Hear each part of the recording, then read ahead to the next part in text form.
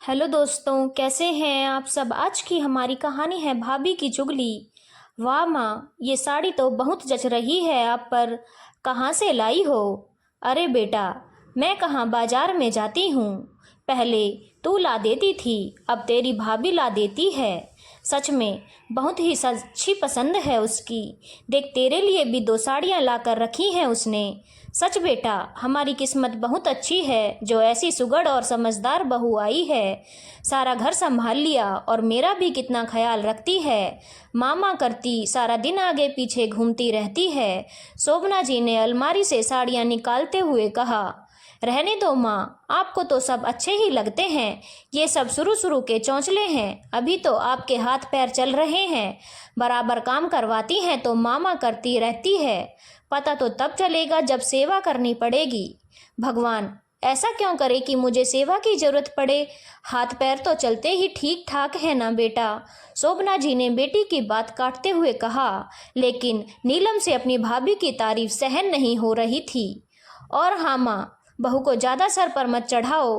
कहीं लाड़ लाड़ में अपनी चाबियां मत पकड़ा देना, वरना बाद में आपको ही आंखें दिखाएगी। शोभना जी को समझ नहीं आ रहा था कि नीलम ऐसा व्यवहार क्यों कर रही है। जब भी उसकी भाभी नेहा का जिक्र आता तो वो चिढ़ जाती। नेहा का किया हुआ कोई काम उसे पसंद नहीं आता था। जब कभी फ़ोन पर भी दोनों माँ बेटी की बात होती तो नीलम हमेशा अपनी भाभी के बारे में अपनी माँ को उल्टा ही सिखाती रहती थी। लेकिन शोभना जी एक समझदार महिला थी। अच्छे बुरे की पहचान उन्हें थी। शोभना जी समझती थी कि भाई भाभी से ही बेटियों का मायका हमेशा बना रहता है। इसीलिए उन्होंने नीलम को समझाने की कोशिश की। अब जब जब भी शोभना जी नीलम से फ़ोन पर बात करती तो अपनी बहू नेहा की बुराई करती। बेटा, तेरी भाभी तो मेरी कद्र ही नहीं करती, जब देखो बात बात पर झगड़ा करती रहती है। अब तो मेरा एक भी काम नहीं करती, यहाँ तक कि मेरे कपड़े भी नहीं धोती। ये सब सुनकर नीलम बोली, देखा ना माँ, मैं कहती थी ना कि भाभी सिर्फ अच्छा होने का दिखावा करती है। कुछ दिनों तक तो नीलम को भी अच्छा लगता था अपनी भाभी की शिकायतें सुनना। लेकिन जब शोभना जी कहती कि तेरी भाभी मुझे समय पर खाना पीना भी नहीं देती तो नीलम को अपनी माँ के लिए बुरा भी लगता। एक दिन नीलम बोली, माँ आप भाई से क्यों नहीं कहती कि भाभी को समझाएं। आखिर आप हमारी माँ हैं, उस घर की बड़ी हैं। आपका ख्याल रखना उनका फर्ज बनता है। आप कहें तो मैं भाभी से बात करती हूँ, उन्हें समझाने की कोशिश करती हूँ। लेकिन बेटा, तू भी तो यही चाहती थी ना कि तेरी भाभी ऐसी ही हो, जो रोज रोज मुझसे झगड़ा करे, मेरी सेवा ना करे। जब वो अच्छी थी तब भी तुझे उससे शिकायत थी। तूने कभी उससे सीधे मुंह बात नहीं की, तो अब किस हक से तू उसे समझाएगी। ये सब हमारे कर्मों का ही फल है जो मैं भुगत रही हूँ।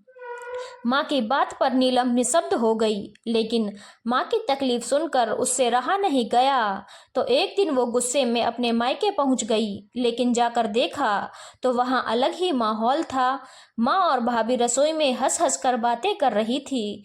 गैस पर चाय बन रही थी और भाभी पकौड़े का घोल तैयार कर रही थी।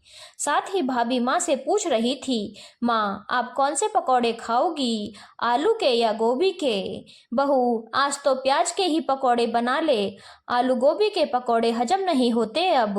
दरवाजे पर खड़ी नीलम अपनी माँ और भाभी को देखकर हतप्रभ थी। माँ तो बोलती थी कि भाभी बदल गई है, मेरा बिल्कुल भी ख्याल नहीं रखती।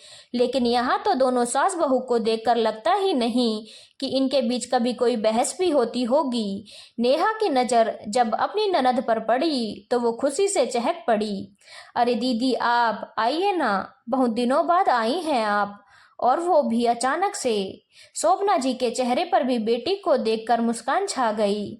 अपनी माँ को खुश देखकर नीलम की आंखें खुशी से नम हो गई।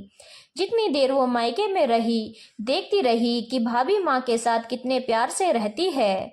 उसने कभी अपनी भाभी से सीधे मुंह बात तक नहीं की, फिर भी दीदी दीदी बोलकर उसके आगे पीछे घूम रही है। अकेले में शोभना जी नीलम से बोली, बेटा सच बता, तू यही चाहती थी ना कि तेरी भाभी मेरा ख्याल रखे?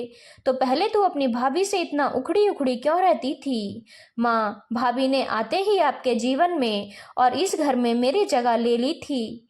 ये शायद मुझसे सहन नहीं हो रहा था, लेकिन अब मैं समझ गई हूँ कि यदि भाभी अच्छी हो तो मेरी माँ और मायका हमेशा खुश और आबाद रहेगा।